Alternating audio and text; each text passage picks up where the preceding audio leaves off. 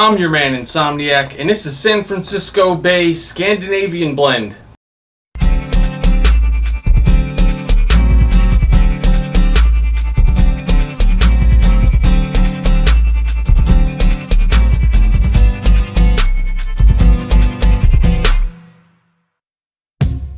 Who are you? Insomniac.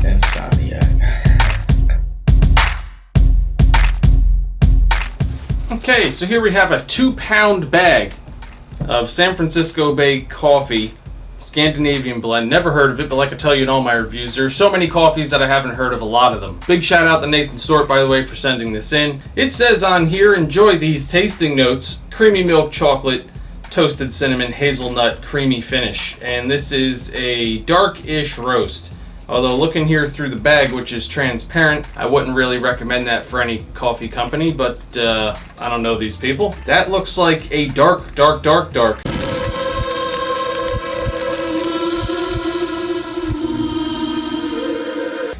roast. These beans are almost black. I'll show them to you in a second. Region, Central America. Ingredients, Arabica coffee. Sometimes I feel like, why are there ingredients on these coffee bags? But I always have at least one person per month ask me if the coffee I'm reviewing is flavored. I guess because I'm getting flavors. I do not review flavored coffee. Ever since that bourbon-infused coffee thing, go back and check that out. It's kind of like being hit in the face. I'm done with infused coffees, flavored coffees. I don't do any of that anymore. Plus, if you're drinking good coffee, you get plenty of incredible flavors. Take a look at the last few reviews I've done. You get some really surprising flavors out of good coffees, naturally. Here's a close-up of the bag.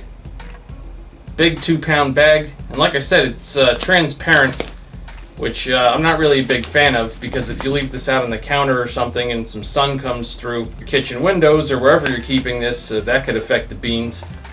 Not really sure why anybody would use a transparent bag for coffee. Okay, let's give you a closer look at the beans.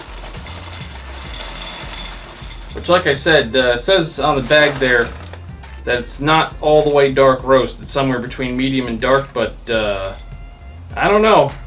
Those beans are pretty dark. I don't know if the bag's mislabeled or if their version of dark roast is just so black that you can't even see it. But yeah, it's a dark roast. Out of the bag. It honestly smells like an old can of Folgers. The best part of waking up is not dying in your sleep. No joke. First impression, it smells like a can of cheap coffee. It's not even in a can or ground, but that's what it smells like. A little bit chocolatey, a little bit of hazelnut, actually a lot of hazelnut. Pretty nutty, yeah. Alright, well, not inspiring a lot of confidence just yet, but could be a whole nother animal once we brew it. So we are going to brew some of this up with the AeroPress today, and we'll see what it smells and tastes like in liquid form.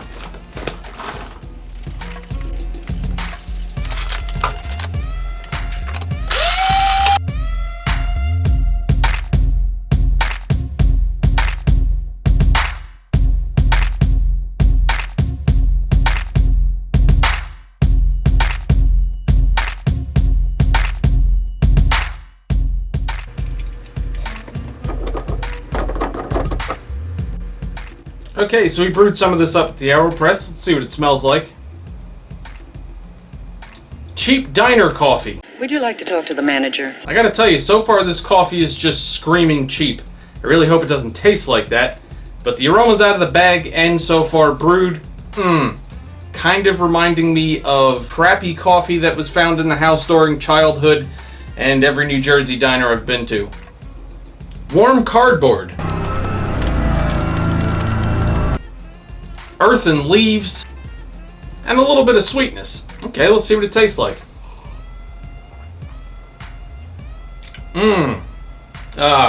Worse than generic diner coffee. It just tastes burnt, charred, over roasted. I'm really not even getting any really specific flavors. It just tastes like, if you imagine what coffee tastes like, just generic coffee, it tastes like that, just kind of burnt to hell. And I know it wasn't the brewing process, because you've seen me AeroPress things on here 1,000 times. I have the kettle set to the right temperature. Yep, grind is set properly. So it wasn't me.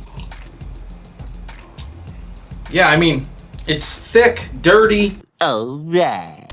and just pretty bitter. It's honestly just gross. Well, this is a short one.